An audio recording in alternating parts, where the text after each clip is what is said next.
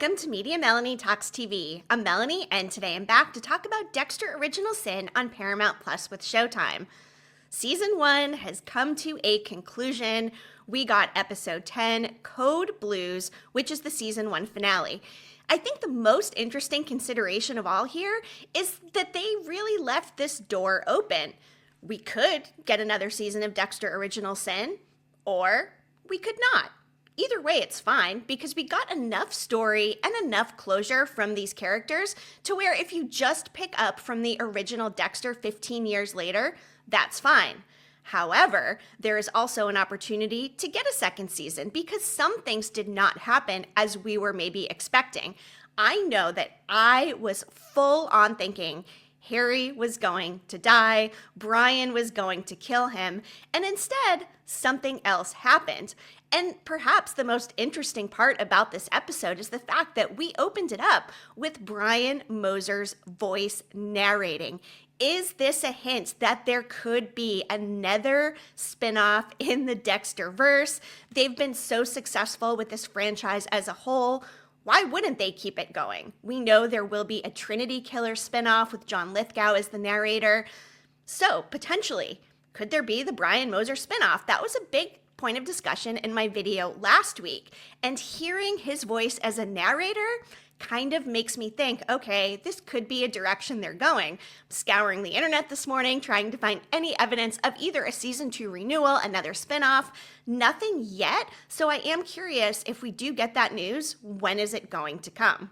And can we talk about the fact that this was actually kind of a happy ending? Again, not something I expected. If you know me, something that I've said in the past is I always appreciate a bow ending, particularly with series finales. But to get a complete bow ending in a season 1 finale, I don't know if I'm in for that. I think we could have gone more cliffhanger. I think we could have potentially had Harry die. But the fact that they did not kill Harry yet does make me think that they are leaning towards having a second season of this show. But the biggest hole here for me is the fact that we know Brian Moser doesn't come after Dexter for another 15 years. Are they truly expecting us to buy the fact that Harry and Brian had this little interaction on the rooftop? Harry was single-handedly able to convince Brian to leave Dexter alone and that Dexter doesn't need him in his life because he's repressed the memories? Are you telling me that a guy who just chopped somebody up with a chainsaw is just going to listen to what Harry, the guy who essentially was partially responsible for tearing him apart from his brother, that he's just gonna write a message in blood that he's right and take off into the sunset? Granted, he did not take off into the actual sunset because we got that glimpse of Brian at the end of this episode with full-on villain music as the Morgans are out there having a happy family dinner, dancing at the bar, uninterrupted, celebrating. Dexter's got a new job. Deb is going to go into the police academy. Lots of great things for the Morgans here. How are they not going to have a Brian Moser spinoff ending it like that? Because he should be going away for 15 years. This makes me think he doesn't. He's here literally watching them. How are we supposed to believe this is the last time he's going to have any contact with his brother for 15 years? I mean, yeah, of course he loves him. That's driven him to commit these murders, the people who've wronged him. But he's also severely mentally ill, and we're to buy that he's going to make this very rational choice to spend 15 years doing Brian before he comes back as the ice truck killer. I keep circling it because I just do not quite believe it. And back to the bow ending part of it all. I mean, Spencer just gets killed by Dexter and the police department never talks about it again. Nikki gets rescued. That's great. Dexter emerges as this vigilante who is ultimately trying to carry out justice. He saves the kid instead of going after the villain, which is a really big character choice for Dexter. And Harry recognizes that at the end as he's expressing his pride for the creation that essentially he's made. And then Bobby lives, Tanya and LaGuardia just happen to be these big role models for Deb, who ends up deciding not to go play volleyball and join the force. Can we talk about Tanya for a second? Seriously, they had Sarah Michelle Gellar, the one and only Buffy the Vampire Slayer, for season 1 of a huge franchise show. She did not do much. If her only role was to be there to inspire Deb to join the police force and give Dexter his official job at the end, why did Sarah Michelle Gellar do this? Is she just friends with somebody in the Dexter verse? Is she a fan of the show? There is potential she could come back for season 2, but it's odd because as a special guest star, you would expect that to be a single season arc. Let's say she does come back. Could there be a villain arc in the future for Tanya? I'm going to say no, never, because the fact that Aaron Spencer was this big bad who should have tarnished the Miami Metro PD as a whole with what happened with Nikki and the fact that he killed a judge's kid. I mean, how do we never hear about this in the present day? Little things like that are bothering me. And you know what? Overall, I think this season was well done. If you watched my early videos, then you know it did take me a little while to grow into it. I will say, Patrick Gibson from the very start, I think has been phenomenal. Christian Slater, excellent. Molly Brown as Deb, wonderful. I have mentioned a few times about Deb's character as well. She didn't have much going on this season either, but in retrospect, it does seem like it was a Deb building season. I mean, she is a teenager after all, and I'm out here criticizing, thinking, oh, she doesn't have enough going on. I mean, her mom did just die. She did end up meeting this guy, Gio, who she ended up taking a dangerous boat ride with and surviving. But if you think about it from the perspective of a teenager, all these little things going on in their lives are very big to them. So even though a lot of this stuff seemed maybe small to us, if we're looking at it from the perspective of a teenager, it was actually a pretty substantial role for Deb. She played the teenager role well.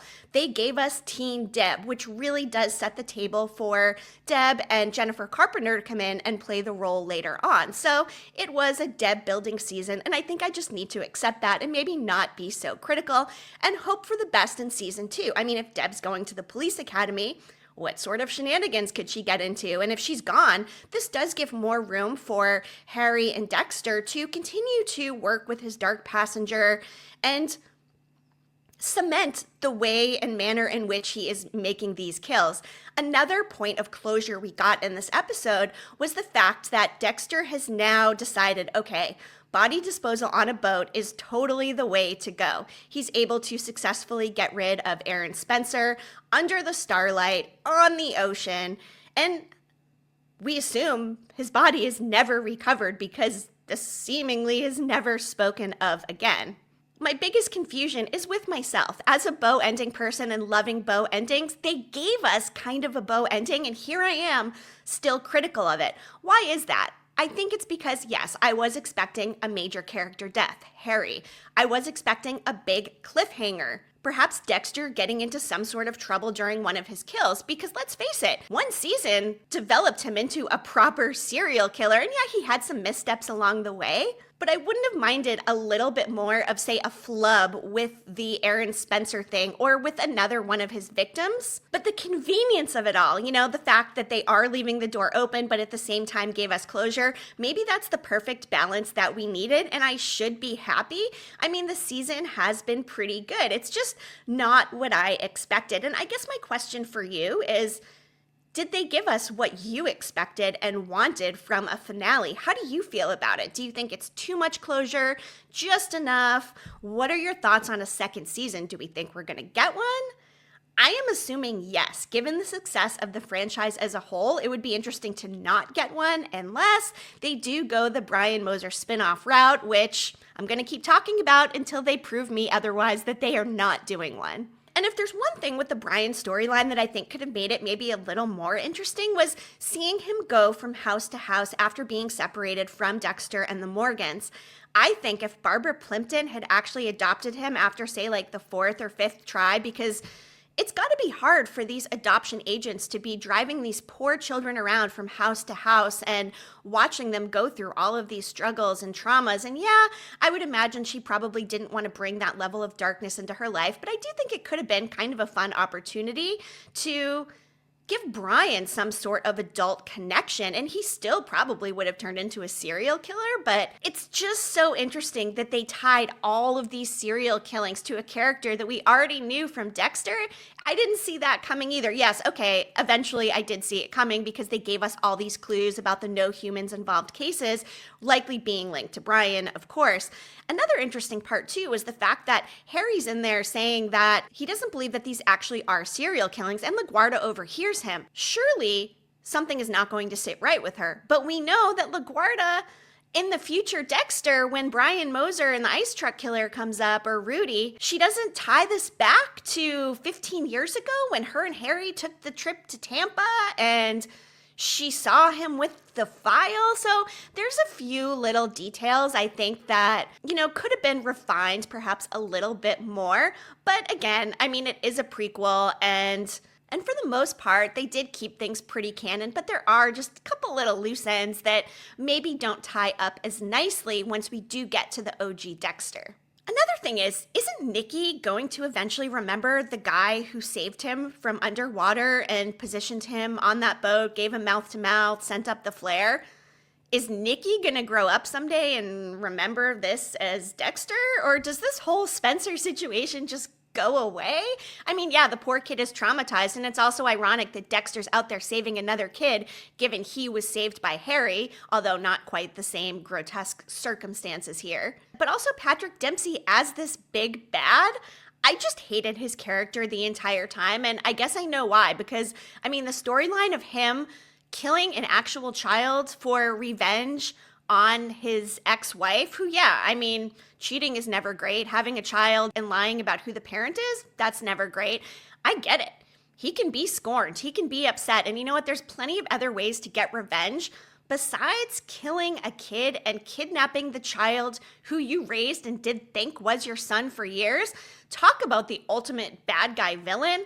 I hated him before I even knew this about him. So I guess props to Dempsey for playing this guy who, very unlikable character. He set that tone from the very beginning. And really, if he hadn't have been so set on vengeance and he hadn't have gone to his ex-wife's house, he probably would have got away with it and been able to successfully run off. And yeah, either way, they're going to be hunting for him because nobody else realizes that he sank to the bottom of the ocean.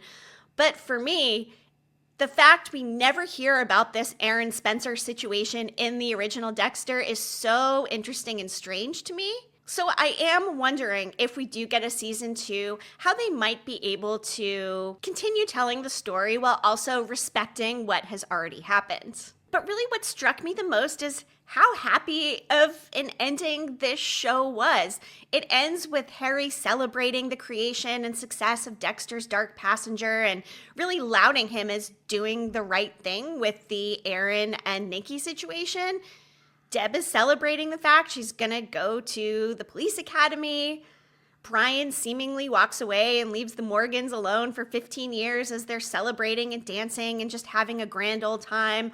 Bobby is fine, LaGuardia's fine, Tanya's fine, Masuka's fine, Angel's fine. Isn't it ironic to have such a happy ending for a serial killer show? And again, the biggest question here doesn't relate to any sort of cliffhanger that they gave us because, yeah, we still know Harry's going to die and it's going to be tragic.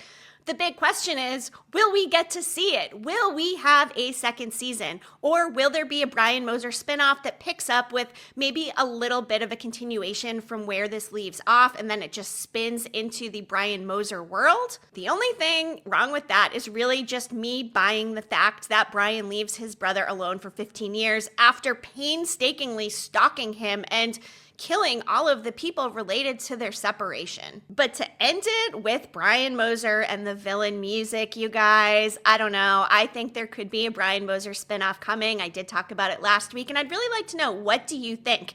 If there was a Brian Moser spinoff, would you watch it? Are you going to watch the Trinity Killer spinoff when that eventually comes? And how about Dexter Resurrection coming this summer?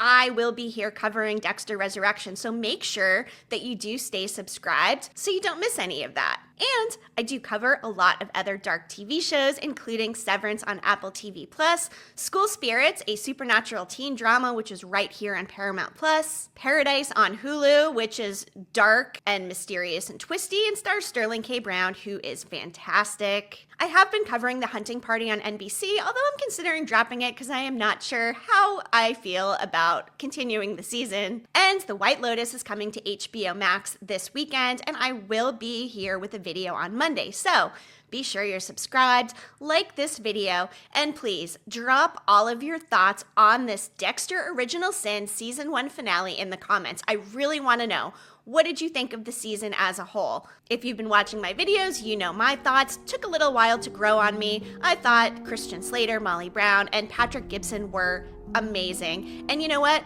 Patrick Gibson is Dexter. I buy you all day long. You can stay in the franchise as long as you want to. We just don't know if we're getting more of you, so we will see. Stick around for more of my TV talk. Seriously, thank you so much for tuning in and watching every week as I cover Dexter Original Sin Season 1.